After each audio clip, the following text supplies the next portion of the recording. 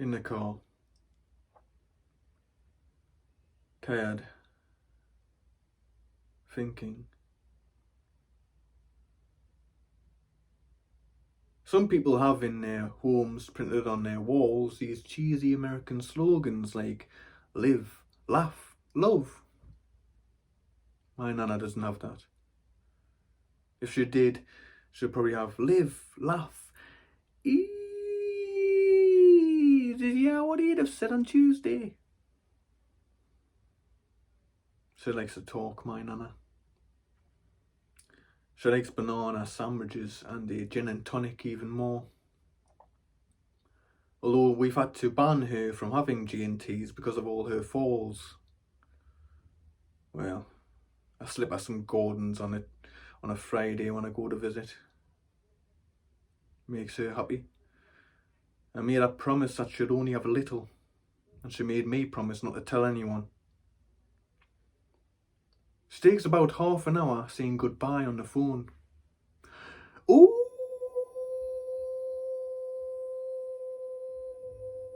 Okay, pet, no worries, love, okay. Sam, I love the tune. Okay, pet, no worries. I see you at the Catholic Club on Tuesday. Okay, no worries, pet. Okay, no worries, pet. Okay, no worries, pet. Okay, no worries. Is she bloody jammed? Quick, give her a boot, I would say. Her tea towels. Using her Stannah stairlift as a bin.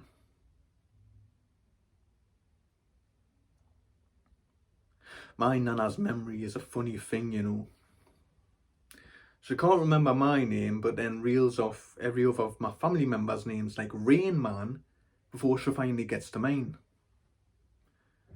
She spent about 5 minutes trying to remember the specific day of the week something happened on, and then proceed to explain in incredibly minute detail the most mundane, pointless story about when Auntie Jenny came over and ate 4 blue ribbons, 2 Kit Kats and a pink wafer at 10 to 4 in the afternoon, when Columbo was on and a dog barked when the clock struck 5, after Auntie Jenny had told her about Auntie Vi's cousin on her dad's side's friend who was having their appendix removed next Friday.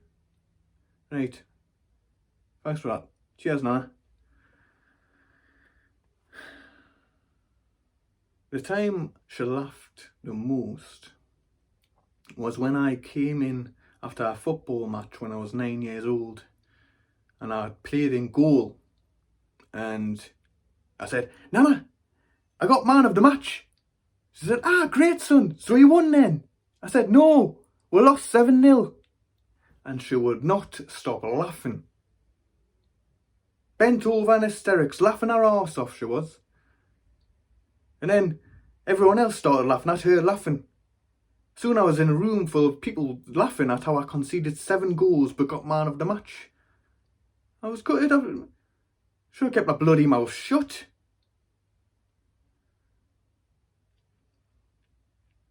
We pull up outside. I brace myself for the oncoming barrage of welcomes, hugs and kisses from aunties, uncles and cousins. I make my way through the living room, taking hits from both sides, perfume, lipstick, firm handshakes, comments on how I've grown, like being jumped on with affection. I finally make my way to the sanctity of the kitchen. Breathe. I join the usual uncle and a cousin's boyfriend, holding cans of lager. I accept one, covering up my distaste for Foster's at 10 in the morning. We stand with one hand in Jean's pocket, the other one holding the can, as we peruse the living room. In a few words, a stray auntie pops up out of the ensuing fracas.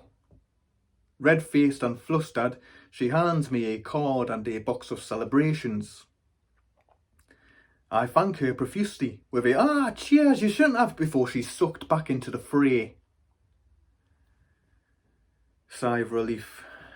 no interaction. Just get me through this next hour, and then that's me done for another year. But then, in that split second of calm, I notice a big, giant, gaping hole in the living room. It's about 5 foot wide and God knows how deep. What's happened here?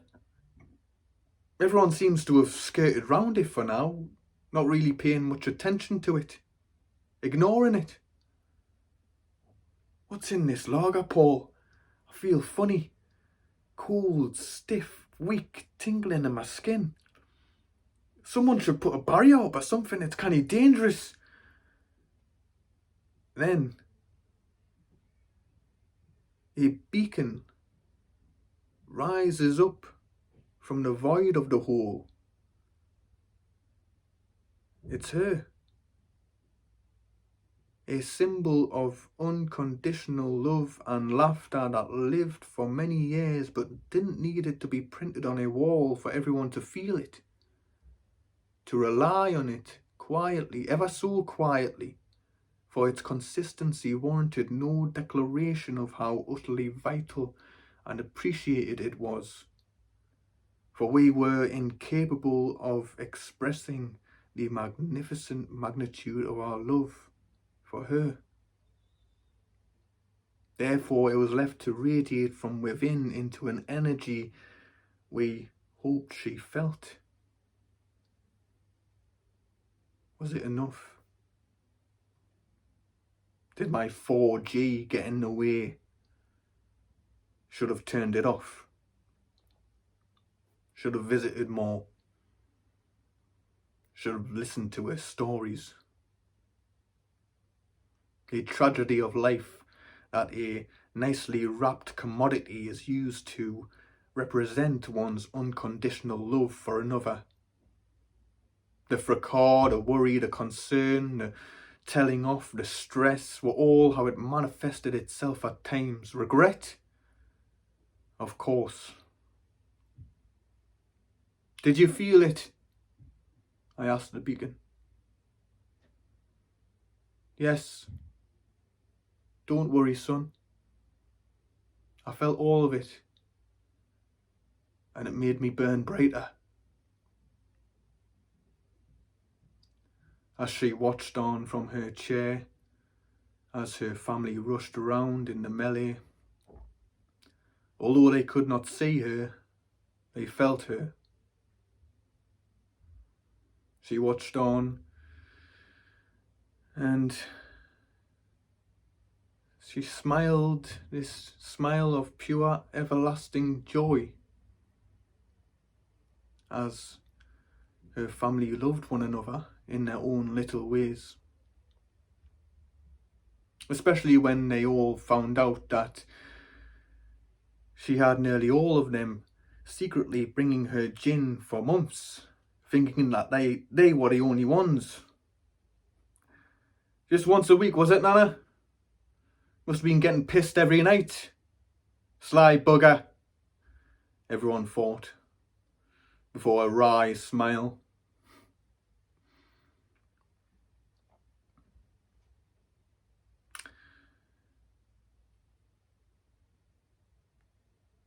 Then a warmth passed through me. Strength. I felt compelled. I turned my head and looked at each of my family and began to hug them individually around the room, slowly, making the most of each moment. They seemed puzzled and surprised at first, not sure what was going on. Soppy sod. And then they were overjoyed. And then they were overcome.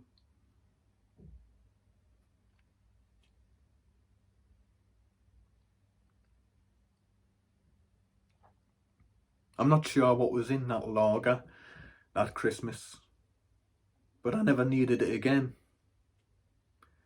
Each year the gaping hole in the living room got a little smaller, but everyone stayed closer. Warm. Each of us taking a moment aside to look up to the sky and give a nod to the beacon,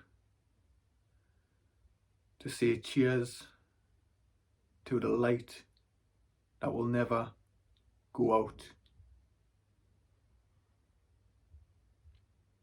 Cheers, Nana.